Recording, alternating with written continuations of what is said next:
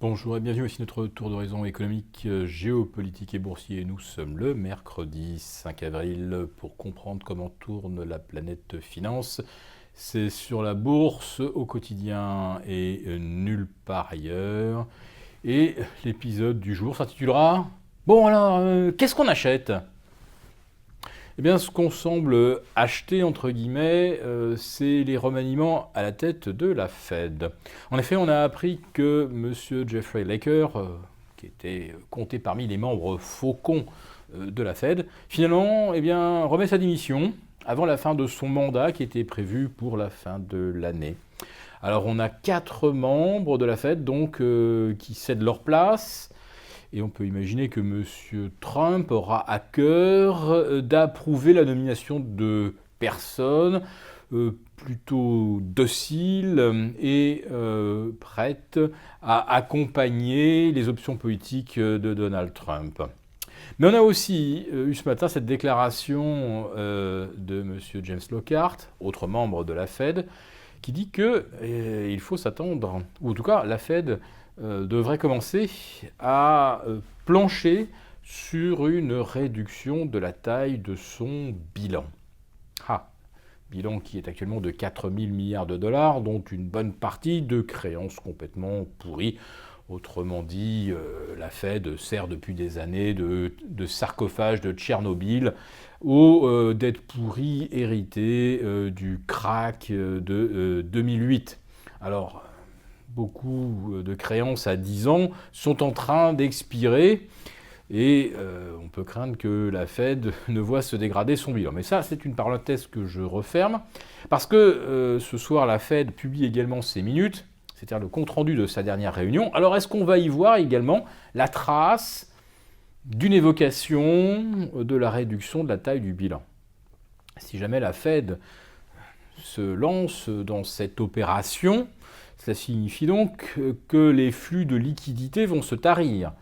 La Fed ne renouvelant pas les emprunts arrivant à échéance, elle ne va donc plus ponctionner, ou plutôt acheter ce qui vient sur le marché et ensuite l'échanger contre des liquidités fraîches aux entreprises.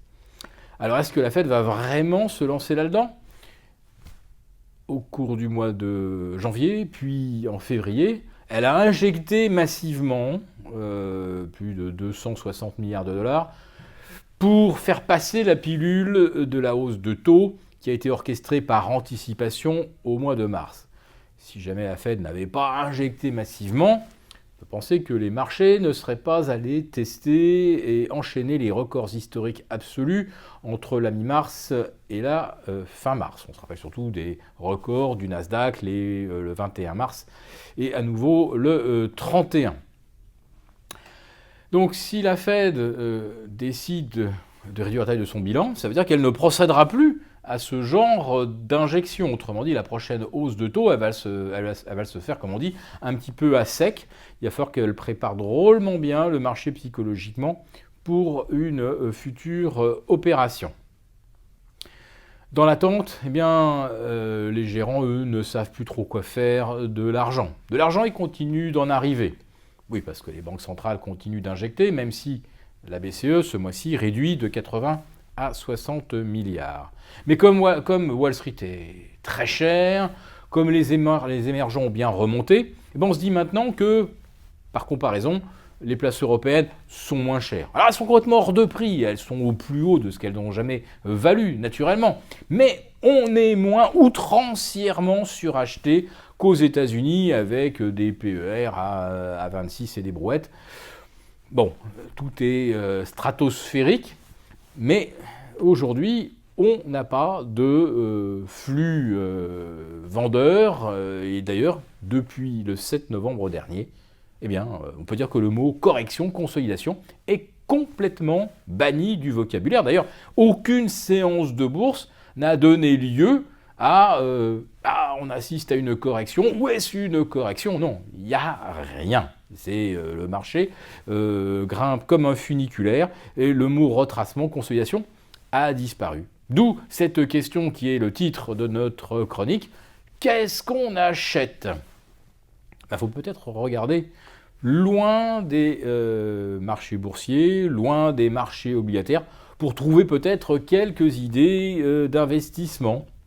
Alors certains évoquent des matières premières industrielles, difficiles d'accès. Le cobalt, par exemple.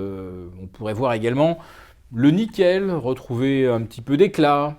Et puis, on a également le platine, qui, nous vous le rappelons, est aujourd'hui à parité avec l'or, alors qu'il y avait toujours eu une prime importante sur le platine. Et du fait que du platine, on a du mal à en extraire, et que la demande excède finalement la production. Mais on ne peut évidemment pas convertir des milliers de milliards d'obligations si on a peur, si on craint qu'elles baissent d'ici la fin de l'année. On ne peut évidemment pas partir du marché obligataire pour aller acheter des matières premières dites industrielles.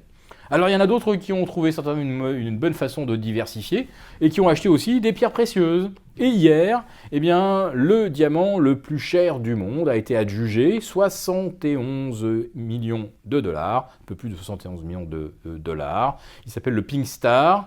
En fait, c'est un diamant rose de 70 carats qui est repassé en vente.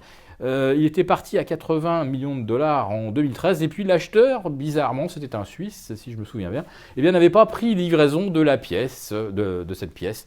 Donc le diamant est repassé en vente et finalement il n'a pas tellement perdu par rapport à la précédente adjudication.